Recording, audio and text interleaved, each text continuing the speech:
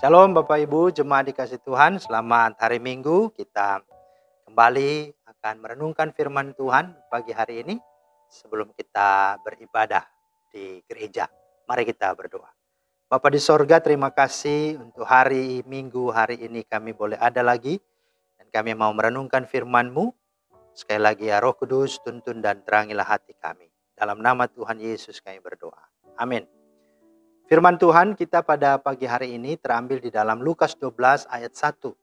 Sementara itu beribu-ribu orang banyak telah berkerumun sehingga mereka berdesak-desakan. Lalu Yesus mulai mengajar pertama-tama kepada murid-muridnya. Katanya, waspadalah terhadap ragi yaitu kemunafikan orang Farisi. Itulah firman Tuhan yang menjadi dasar renungan kita pada hari ini. Nah, tema kita hari ini adalah jauhilah kemunafikan. Jauhilah kemunafikan. Kata munafik diterjemahkan dari kata Yunani artinya hypocrites yang artinya seorang pemain drama atau sandiwara.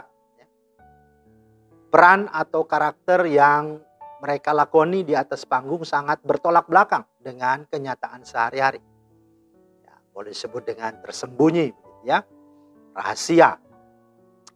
Nah, kemunafikan adalah hidup yang sedang in dalam kehidupan masyarakat di zaman sekarang ini. Yang akhirnya menghasilkan budaya kepura-puraan. Munafik berarti penuh kepalsuan. Inilah yang dilakukan oleh ahli-ahli Taurat dan orang-orang Farisi pada zaman Yesus. Mereka sangat expert atau kompeten dalam hal Alkitab atau Taurat. Tapi sayangnya hal ini tidak selaras dengan perilaku, sikap, dan perbuatan. Itulah sebabnya Tuhan Yesus sangat mengecam mereka dan menyebutnya sebagai orang-orang yang munafik.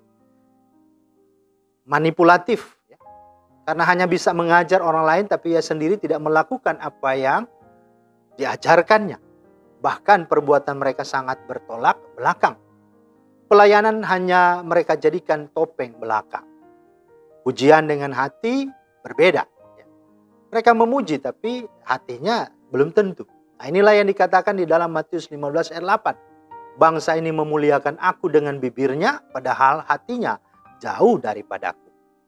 Mereka mengajarkan kasih tetapi mereka masih membenci. Mereka mengajarkan kebenaran tetapi mereka hidup dalam korupsi, dalam intoleransi. Mereka mengajarkan damai sejahtera tetapi kenyataan mereka penuh dengan kekhawatiran, penuh dengan ketakutan. Mereka juga mudah mencari kesalahan orang lain tetapi kesalahan besar mereka sendiri tidak disadarinya.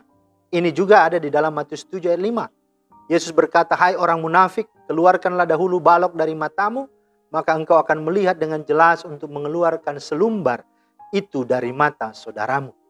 Itulah. Kemudian mereka hanya taat pada sebagian perintah Tuhan, sebagian tidak.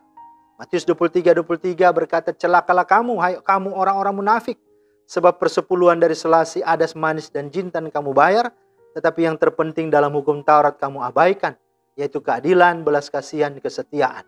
Yang satu harus dilakukan dan yang lain jangan diabaikan. Itulah. Berikut pilih-pilih perintah firman yang enak tetapi menolak yang tidak enak. Suka pada berkat tapi tidak suka pada salib, pada penderitaan. Mereka membeda-bedakan pelayanan pada sesama. Inilah yang dikatakan dalam Yakobus 21 ayat 9. Saudara-saudaraku, sebagai orang yang beriman kepada Yesus Kristus Tuhan kita yang mulia, janganlah iman itu kamu amalkan dengan memandang muka. Tetapi jikalau kamu memandang muka, kamu berbuat dosa dan oleh hukum itu menjadi nyata bahwa kamu melakukan pelanggaran. Ya. Layanilah semua orang dengan hati yang sungguh-sungguh, dengan pelayanan yang sama. Jangan pada orang kaya kita baik-baik, orang miskin kita sungguh-sungguh perlakukan tidak. Bahkan kita selalu memandang statusnya, latar belakang sosialnya, pendidikannya, dan lain-lain sebagainya.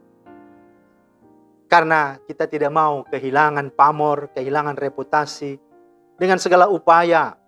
Ya mungkin ya kita berusaha untuk menutupi segala kebobrokan kita dengan menampilkan hidup yang seolah-olah rohani, seolah-olah saleh, seolah-olah suci melalui aktivitas-aktivitas keagamaan dengan tujuan supaya dipuji, dihormati, dan dihargai oleh orang lain.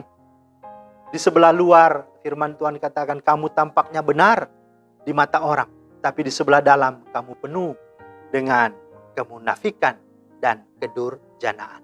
Matius 2 ayat 28. Karena itu mari jauhilah kemunafikan, supaya hidup kita berkenan dan diberkati oleh Tuhan, bahkan menjadi berkat bagi banyak orang.